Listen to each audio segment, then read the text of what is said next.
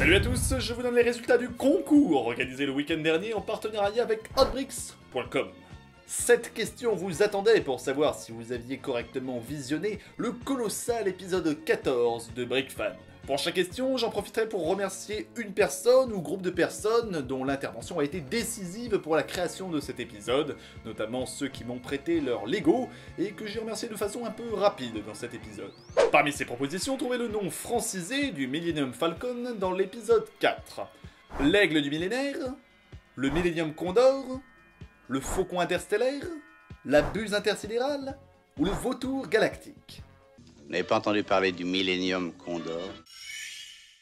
Le premier remerciement revient à Nicolas Perronnet, le big boss du Times Club, qui nous a prêté pendant toute la journée cette superbe boîte de nuit de Limoges. Même s'il a eu un tout petit peu la trouille lorsqu'il a vu la marée de figurants arriver l'après-midi. Si vous venez à Limoges, n'hésitez pas à passer votre soirée dans ce club, vous dites à l'entrée que vous venez de la part de BrickFan, et on vous fera alors payer votre entrée comme tout le monde. Qui était le propriétaire du Faucon Millennium avant Yann Solo? Boba Fett, Obi-Wan Kenobi, Bernard Tapie, le Qatar, Lando Calrissian. C'était Lando Calrissian, et si vous avez raté cette réponse, vous avez raté votre vie. Je remercie ici Loïs Bailly, alias Lugubre Chimère, pour m'avoir prêté son Faucon Millennium 7190 lors de la Brick Convention de Villeurbanne. Je te le rendrai sans le moindre regret. Quel était le prix public du set Faucon Millennium 10179 durant sa commercialisation? 2549 €, 14,99 €, 549 €, 1549 €. C'était 549 €. Une question un peu bâtarde puisque dans la vidéo je n'arrête pas de dire 550 €. En fait le prix exact était 549,99 €. Lego met toujours ce genre de prix, sans doute parce que ça a l'air moins cher. 549,99 €. Non, ça fait toujours cher. Un grand merci à Nicolas Rigolini qui m'a envoyé par la poste le très charmant Faucon Millennium Midi-Scale. C'était le dernier qui me manquait pour faire la vidéo, donc tu as été parfait jeune homme. Le Faucon Millennium 10179 est le plus gros set jamais produit par Lego, toute gamme confondue. Faux! Le Faucon Millennium était effectivement le plus gros à l'époque, mais il a été dépassé dès l'année suivante par le set Taj Mahal qui comptait 5922 pièces, un set tout aussi inutile, cher et encombrant. Il est temps pour moi de remercier Antoine Ardan, un brick fan de Limoges, pour m'avoir prêté son Faucon Millennium 7965. Petite annonce, si vous souhaitez faire un heureux, envoyez-moi le Dark Vador de ce set. En effet, une âme mal intentionnée l'a volé au petit Antoine Ardan, qui en pleure encore la nuit, ce qui est très problématique puisque ce jeune homme a une copine.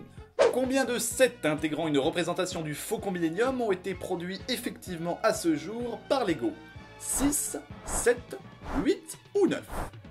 C'était 8. Pas un de plus. Le calendrier de l'Avent, le Microfighter, le Mini, le Midi, le 2000, le 2004, le 2011 et le Collector. Et non, je ne le soulèverai pas à une main, sinon je me pète le poignet. La confusion sur cette question est venue du fait que Lego a sorti il y a quelques années un porte-clés Faucon Millennium. Je n'en ai pas parlé dans la vidéo puisque je ne l'avais pas et que ça m'embêtait de montrer juste une photo dans une vidéo où pour une fois j'avais réussi à réunir toutes les pièces de la collection. Et d'ailleurs je reprendrai cette sage citation de William Bonham, un porte-clés. Ce n'est pas un set, c'est un porte-clés. Et là, je tiens à remercier Julien Dahuron pour m'avoir prêté le gargantuesque Faucon Millennium Collector à la fin de la Brick Convention de Villeurbanne. Et si vous avez vu la vidéo, vous vous doutez que c'est un geste très imprégné de confiance, de générosité, et j'avais d'ailleurs énormément la pression durant le tournage. Ce moment, lorsque tu réalises que le Lego que tu filmes coûte plus cher que ta caméra. Ça avait l'air de le gêner un peu, alors je le précise, ce Faucon Millennium ne provient pas directement de la boîte officielle Lego. Julien a acheté en fait toutes les pièces séparément sur internet et l'a construit ensuite lui-même. Ce qui lui a revenu beaucoup moins cher que s'il l'avait acheté sur eBay. Mais ça a quand même coûté très cher. Quelle est la couleur du cocktail servi aux jeunes héros lors de la séance d'introduction de l'épisode? Bleu, rouge, jaune, taupe. Eh bien le cocktail était bleu.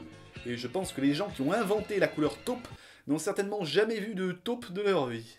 Je remercie vivement la presse locale qui a suivi le projet ces dernières semaines, notamment le journal Le Populaire du Centre qui a fait un petit article sur le tournage au Times Club et à qui j'en veux énormément pour cette phrase. Son papa s'est prêté au jeu en incarnant le Jedi Obi-Wan Kenobi. Son papa...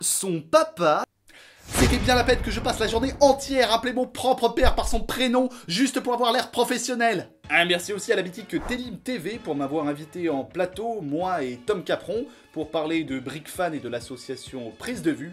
Un gros bisou à toute l'équipe. Un merci à France 3 Limousin pour avoir relayé l'épisode sur leur site internet. Et enfin je remercie Stéphanie pour l'interview qu'elle m'a proposé de faire dans le magazine Web Design Facile numéro 13. Quelle était la référence du set central de la bandoulière de Chewbacca dans la séquence d'introduction? 8129, 10178, 20018, 75075. Encore une belle question bâtarde de Brickwheel, car je dois reconnaître que même en pleine qualité, il était totalement impossible de lire le numéro de série de la boîte. Il fallait pour ça connaître par cœur le visuel du set, ce que seuls les Brick-fans peuvent faire. Il s'agissait donc du Microfighter AT-AT, matricule 75075. Enfin, pour conclure cette vidéo, je vais remercier révérencieusement l'association Prise de Vue. Prise de Vue est la branche divertissement de Canal Sup, la web TV de l'Université de Limoges. Je vous conseille, je vous ordonne, d'aller faire un tour sur leur chaîne YouTube pour découvrir leurs créations. Prise de Vue est intervenue sur cet épisode pour le tournage de l'introduction au Times Club. Ils m'ont prêté leur matériel, notamment un superbe 5D Mark III qui est bien au-delà de mes moyens en ce moment. Ils m'ont également prêté leur technicien, à savoir Valentin Roussel, qui a géré toute la partie prise de son et cadre, Félix Robitaille, qui s'est occupé aussi un petit peu du son et du cadre, Arthur Pelletier, qui a cadré quelques plans avec son bout de ferraille qu'il ose appeler un Steadicam, Laure Perrier, qui a accueilli avec ma sœur tous les figurants et qui leur a fait remplir les autorisations de tournage, toutes les personnes qui ont travaillé sur cette journée de tournage en amont, notamment Sandrine Caram, et surtout le redoutable Tom Capron, qui a été un assistant réalisateur Ultimate Collector durant ce tournage. C'est lui qui a sorti de son chapeau de magicien 70% des figurants, qui les a dirigés pendant toute l'après-midi et qui m'a aidé en amont à préparer ce gros bordel. Pour ceux qui ont de la mémoire, vous avez déjà pu voir Tom dans l'épisode 13 de BrickFan lors de cette scène, et je devance les questions, non, ce n'est pas le vrai copain de la colocataire, il n'est jamais sorti avec elle, et il n'est jamais sorti avec aucune femme dans sa vie puisqu'il est gay! Enfin, je crois. Faudrait pas que je me mette à lancer de fausses rumeurs, moi. Un immense merci à tous les figurants et acteurs qui ont participé à cet épisode, à Maxime et Martin, les deux clodos de Bordeaux qui ont squatté ma maison pendant tout le week-end, à ma grande sœur Cécile dont je transforme l'appartement en apocalypse totale à chacune de mes visites, et enfin je remercie mon papa. Bon, c'est pas tout ça, mais on ne sait toujours pas qui a gagné le concours. Eh ben je vais vous dire, maintenant.